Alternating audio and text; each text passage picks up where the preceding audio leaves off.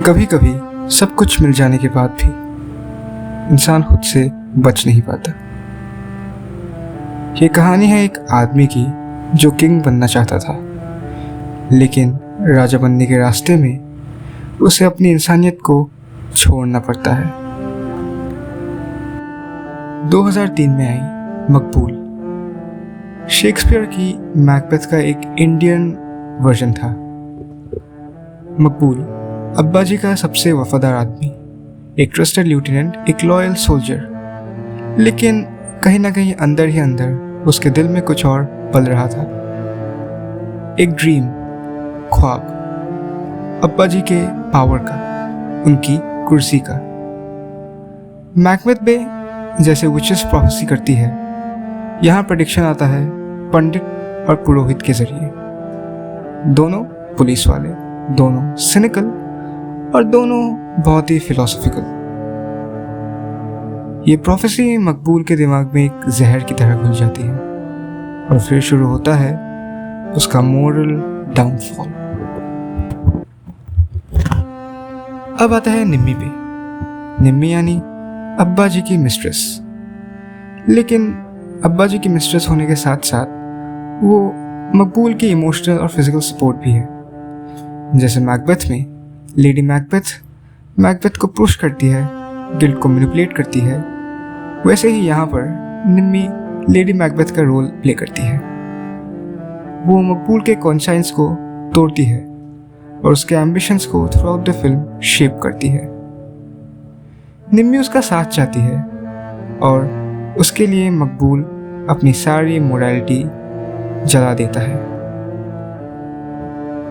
अब आते हैं कहानी के द विचेस पे, पंडित और पुरोहित। इन्हें इनिशियल देखने पर लगता है ये एक कॉमिक एलिमेंट जैसे है, लेकिन वो फ्यूचर प्रेडिक्ट करते हैं एक आयरनी के साथ।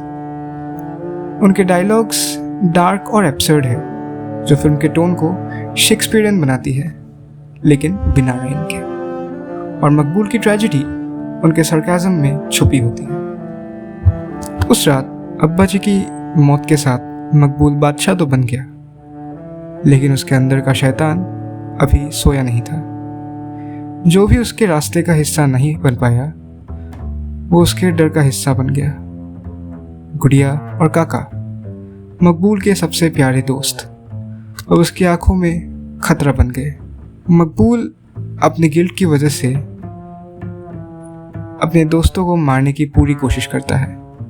उसका पावर उसे करप्ट करता है, लेकिन गिल्ट डिस्ट्रॉय करता है। जैसे जैसे फिल्म आगे बढ़ती है, मकबूल का चेहरा बदलने लगता है। उसकी आंखों में नींद नहीं, उसके हाथों में सुकून नहीं। वो जीता तो है, लेकिन सिर्फ अपने गिल्ट के साथ। उसका पावर उसे प्रोटेक्ट नहीं करता, सिर्फ और ज़्यादा पैरानॉइड बनाता है। और जब एंड आता है तो मकबूल जिंदा होता है, लेकिन अंदर से खाली। मैकबेथ भी अपने लास्ट सीन में कहता है, life is a tale told by an idiot, full of sound and fury, signifying nothing. Maqbool उस खाली साइलेंस तक पहुंच जाता है जहां सब कुछ मिलने के बाद भी कुछ नहीं बचा होता।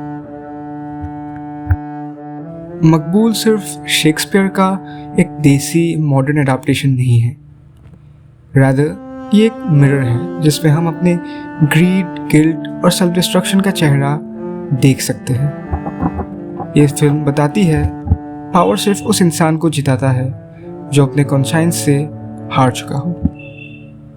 हर मकबूल के अंदर एक मैकबेथ होता है और हर एम्बिशन के पीछे एक अंधेरा। So with this is Bonnie signing off. If you enjoyed watching the video, do like and share the video. Also subscribe to my channel for more. And comment में ज़रूर बताइए कि अगली कौन सी मूवी की एनालिसिस आप देखना चाहोगे।